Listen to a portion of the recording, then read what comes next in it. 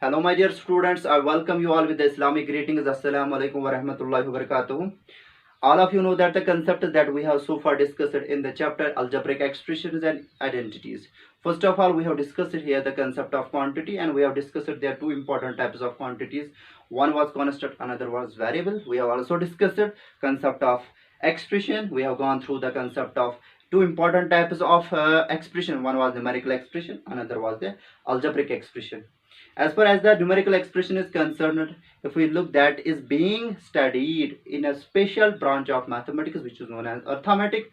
So arithmetic can be regarded as a particular case of algebra, and algebra is the generalization of arithmetic. Okay, so this is very important point that you need to remember here.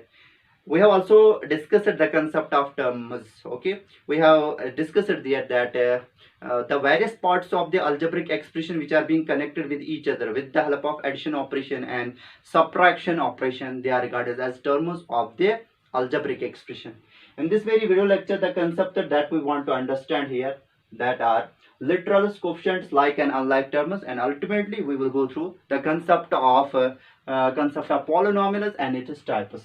So before teaching these concepts to you, I would like to mention you here that this very chapter, that is algebraic expressions and identities, and there is one more chapter of class 8, that is factorization. They are very important as per as the algebra portion of the class 9th and 10th is concerned. So I would like to make it clear to you that all of you students should take keen interest in the video lecture that will be provided to you in the video lectures in these two chapters. So let me start the concept of literal. Okay, literals, what do you mean by literal? The letters which represent the numbers in an algebraic expression are called as literals or are known as literals. यानी कि कोई भी ऐसे letter जो कि हमारी algebraic expression में किसी नंबर को रिप्रेजेंट करेंगे, तो उनको क्या बोला जाएगा? उनको बोला जाएगा लिटरल्स. जैसे कि अगर हमारे पास में एक algebraic expression है 2x² y प्लस है 3a, अगर ये लेटर ए किसी नंबर को रिप्रेजेंट करेगा, किसी रैशनल नंबर या रियल नंबर को रिप्रेजेंट करेगा, तो ए क्या कहलाएगा? लिटरल कहलाएगा. इसी तरीके से अगर y किसी नंबर को रिप्रेजेंट करेगा, इसका मतलब y क्या कहलाएगा? y will be called as a literal and x will be also called as a literal. Don't confuse the concept of literal with the variable. Variable क्या होता है? ड्यूरिंग कोर्स ऑफ इन्वेस्टिगेशन जिस quantity का change value होता है उसको बोला जाता है वेरिएबल. लेकिन लिटरल का मतलब letters which represent numbers. that literal can represent either a constant in an algebraic expression or it can represent also the variable. Okay, so let me now introduce the concept of coefficients. Okay, देखिए बेटा, coefficients को समझाने से पहले मैं आपको बताना चाहूंगा, जब मैंने आपको terms of the algebraic expression समझाया था, मैंने क्या बताया था? मैंने बताया था जो वेरियस पार्ट्स होते हैं ना बेटा अलजेब्रिक एक्सप्रेशन के, वो एक दूसरे के साथ कनेक्टेड होते हैं with the help of addition operation and subtraction operation, उन्हीं को टर्म्स बोला जाता है. ठीक, यानी कि अलजेब्रिक एक्सप्रेशन, हर एक अलजेब्रिक एक्सप्रेशन इटसेल्फ कंपोज हुई होती है ऑफ डिफरेंट टर्म्स, यानी कि हर एक अलजेब्रिक एक्सप्रेशन बनी हुई होती है टर्म्स की. फॉर एग्जांपल अगर 2x प्लस 3y हम लिखेंगे प्लस लिखेंगे 4, ये हमारे पास में अलजेब्रिक एक्सप्रेशन है दो वेरिएबल्स में, वेरिएबल x और वेरिएबल y में. और हम इसके डिफरेंट पार्ट्स देखेंगे जो कि एडिशन ऑपरेशन से जुड़े हुए हैं. एक तो ये पार्ट है 2x, दूसरा पार्ट है 3y, तीसरा पार्ट जो है दैट इज 4 कांस्टेंट. ठीक है बेटा, इसका मतलब इन तीनों पार्ट्स को हम बोल लेंगे terms of the algebraic expression. This very algebraic expression has 3 terms. Okay, लेकिन if we observe towards a particular term, चलिए हम लेते हैं इसकी एक टर्म 2x. हर एक टर्म खुद से कंपोज हुई होती है बहुत सारे फैक्टर्स की. Every term of an algebraic expression is itself composed of different factors.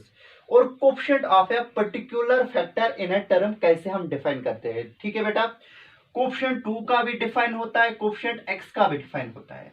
यानी कि हर एक अलजेब्रिक एक्सप्रेशन फैक्टर्स की बनी हुई होती है और हम उस टर्म में हर एक फैक्टर का कोएफिशिएंट डिफाइन कर सकते हैं. If we want to define the coefficient of 2 in this very term that is 2x, coefficient of 2 in this very term 2x will be the remaining factor जो कि यहाँ पे है दैट्स x.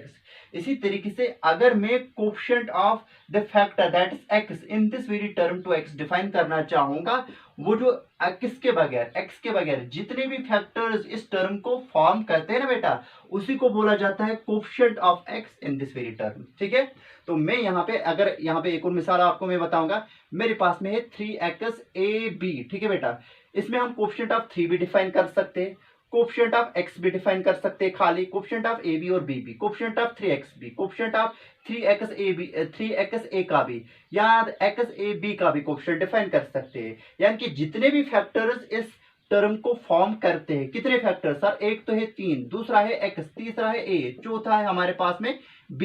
यानी कि इस इस टर्म में how many factors are there involved sir, there is actually the involvement of 4 factors, one is 3, another one is x and third one is a and the fourth one is b। Okay, we can define here the coefficient of factor 3।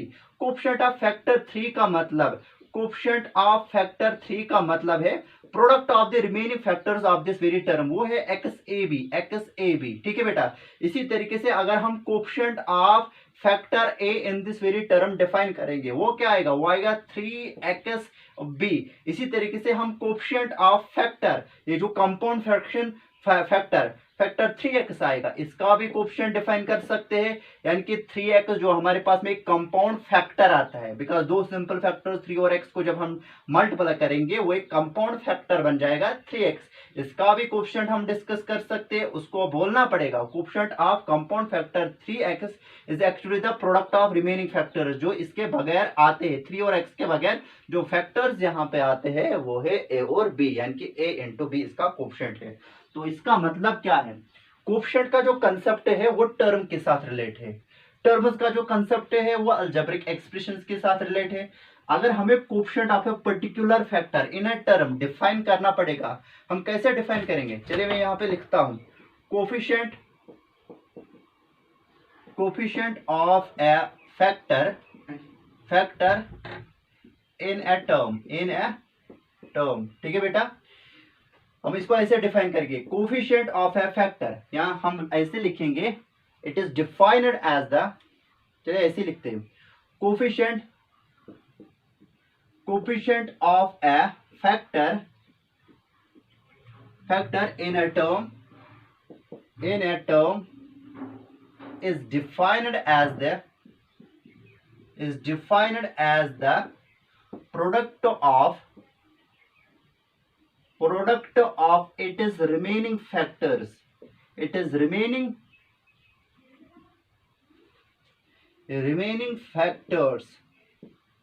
ठीक है। For example, और मेरे पास में term है 2x y और z। ठीक है बेटा, और हम यहाँ पे देखेंगे कोफिशिएंट ऑफ 2 क्या होगा, कोफिशिएंट ऑफ 2 क्या होगा, वो बाकी जितने भी इसमें फैक्टर्स आएंगे उनका प्रोडक्ट वो आएगा एक्स वाई जेड। बिकॉज अगर आप इस टर्म 2x y और z को एनालिसिस करोगे, इसमें 4 फैक्टर्स हमारे पास में बन रहे हैं, वो कौन है, that is 2 into x into y into z. Okay, so coefficient of 2 is actually the product of it is remaining factors. 2 के बगैर कितने फैक्टर्स आ रहे हैं, 3 आ रहे हैं, x आ रहा है, y आ रहा है और z आ रहा है। As a result coefficient of 2 in this very term, that is 2x y z, will be actually x y z. Similarly, coefficient of x अगर हम देखेंगे, coefficient of x in the term 2x y z, okay, that will be actually the product of its remaining factors. अच्छा, बाकी के remaining factors x के बगैर कौन आते हैं सर, 2 आता है, y आता है और x आता है। एज अ रिजल्ट वो क्या आएगा, 2yz। इसी तरीके से अगर मैं यहाँ पे आपको कोफिशिएंट ऑफ एक्स वाई बताऊंगा, x y in the term 2xy, यानी कि कोफिशिएंट ऑफ एक्स वाई इस फैक्टर, कंपाउंड फैक्टर का हम क्या निकालना चाहते हैं, कोफिशिएंट निकालना चाहते हैं। किस टर्म में, 2xyz, इसमें 4 फैक्टर्स थे ना, ठीक है। अब 2 फैक्टर्स एक्स वाई का मैं कोफिशिएंट देखना चाहता हूँ, वो क्या आएगा, product of it is remaining factors. Remaining factor कौन है, एक तो है 2 और दूसरा है z, वो आएगा 2 into z, that will be actually 2z। ठीक है बेटा, लेकिन आपको 100 बात की एक बात याद रखनी है कि जब कभी भी आपको coefficient of the particular factor mention नहीं होगा और आपको बोला जाएगा कोफिशिएंट ऑफ द टर्म ढूंढो। तो इसका मतलब coefficient of the term always means the numerical factor. Numerical factor for example अगर मेरे पास में है 2x वाई स्क्वायर, मेरे पास में ये टर्म है, ठीक है बेटा। इसमें अगर आप देखोगे फैक्टर्स कौन है, एक तो है 2, दूसरा है x, तीसरा है y इंटू वाई। लेकिन अगर मैं आपको बताऊंगा कोफिशिएंट ऑफ x क्या है, बताओगे 2y स्क्वायर। मैं अब आपको बताऊंगा कोफिशिएंट ऑफ y स्क्वायर है क्या है, आप बताओगे 2x है सर। कोफिशिएंट ऑफ 2 क्या है, वो है x y स्क्वायर। लेकिन अगर मैं आपको इसके डिफरेंट फैक्टर्स को मेंशन करके कोफिशिएंट नहीं पूछूंगा बल्कि बताऊंगा मेरे पास में सिंपल टर्म है, आप मुझे बेटा बताइए कि इस टर्म में कोफिशिएंट क्या है। कोफिशिएंट से हमेशा हमारा मतलब होगा न्यूमेरिकल कोफिशिएंट, यानी कि इस टर्म में जो न्यूमेरिकल पार्ट है, variable part x y square है और इसका जो न्यूमेरिकल पार्ट है वो 2 है, यानी कि coefficient of term coefficient of 2xy square will be actually it is numerical part जो कि 2 है। इसी तरीके से अगर मेरे पास में है 3ab, इस टर्म में भी बेटा 3 फैक्टर्स है, 3 है, a है और b है। लेकिन अगर हम इसमें देखेंगे दो पार्ट से, फिर से एक तो न्यूमेरिकल पार्ट 3 है, दूसरा है जो जो हमारे पास में इसका अलजेब्रिक पार्ट है वो कौन सा है, वेरिएबल पार्ट जो है दैट इज ए बी। इसका मतलब अगर मैं यहाँ पे आपको बताऊंगा coefficient of whole term 3ab क्या होगा, आप बताओगे इसका न्यूमेरिकल पार्ट जो कि 3 है। यानी कि coefficient of any term if it is not mentioned there that you need to find out a coefficient of the particular factor of a given term. If it is not mentioned there, it is you have to take it for granted that we are being asked the coefficient of the numerical part. यानी कि numerical part क्या है। For example अगर मेरे पास में खाली x है, देखिए बेटा इसमें खाली वेरिएबल पार्ट है, आपको यहाँ पे न्यूमेरिकल पार्ट नहीं दिख रहा है, लेकिन और यहाँ पे आपको बताया जाएगा what about the coefficient of x, आपको बताना पड़ेगा 1, बिकॉज इसका जो न्यूमेरिकल पार्ट है वो एम्बिग्युअस है। हम x को लिख सकते हैं ना 1 इंटू एक्स। अब जरा बताइए न्यूमेरिकल पार्ट कौन है, वो है ना 1। As a result coefficient of x क्या होगा सर, कोफिशिएंट ऑफ x होगा 1। इसी तरीके से और मैं आपको बताऊंगा coefficient of minus x y क्या होगा, आप बताओगे सर इसका न्यूमेरिकल पार्ट कौन सा पार्ट, न्यूमेरिकल पार्ट। लेकिन न्यूमेरिकल पार्ट तो यहाँ पे आपको दिख नहीं रहा है, तो मैं इसको लिख सकता हूँ ना -1 मल्टीपल बाय एक्स वाई। तो इसमें दो पार्ट्स है, माइनस एक्स वाई एक टर्म है, इसका कोफिशिएंट हमें चाहिए। कोफिशिएंट हमें इसके पर्टिकुलर फैक्टर का नहीं चाहिए बेटा, हमें क्या चाहिए इसके होल टर्म का कोफिशिएंट। होल टर्म के कोफिशिएंट से आपका मतलब क्या, यानी कि न्यूमेरिकल पार्ट इसका। अब यहाँ पे तो आपको ऑब्जर्व नहीं हो रहा ना इजीली कि न्यूमेरिकल पार्ट इसका कौन है, फिर क्या करना पड़ेगा, तोड़ना पड़ेगा। माइनस एक्स वाई को मैंने तोड़ा, न्यूमेरिकल पार्ट -1 में और अल्जेब्रिक पार्ट यानी कि वेरिएबल पार्ट एक्स वाई में, ठीक है बेटा। तो यहाँ पे जो न्यूमेरिकल पार्ट है वो कौन दिख रहा है आपको, -1। इसका मतलब coefficient of minus x y will be actually -1। यानी कि जब भी आपके पास में कोई अल्जेब्रिक एक्सप्रेशन होगी, अगर उसका कोफिशिएंट आपको दिख नहीं रहा है, if the coefficient of that very term of an algebraic expression is other than 2, तो वो तो दिखेगा आपको। लेकिन अगर वहां पे दिख नहीं रहा है तो या तो 1 होगा या तो -1 होगा।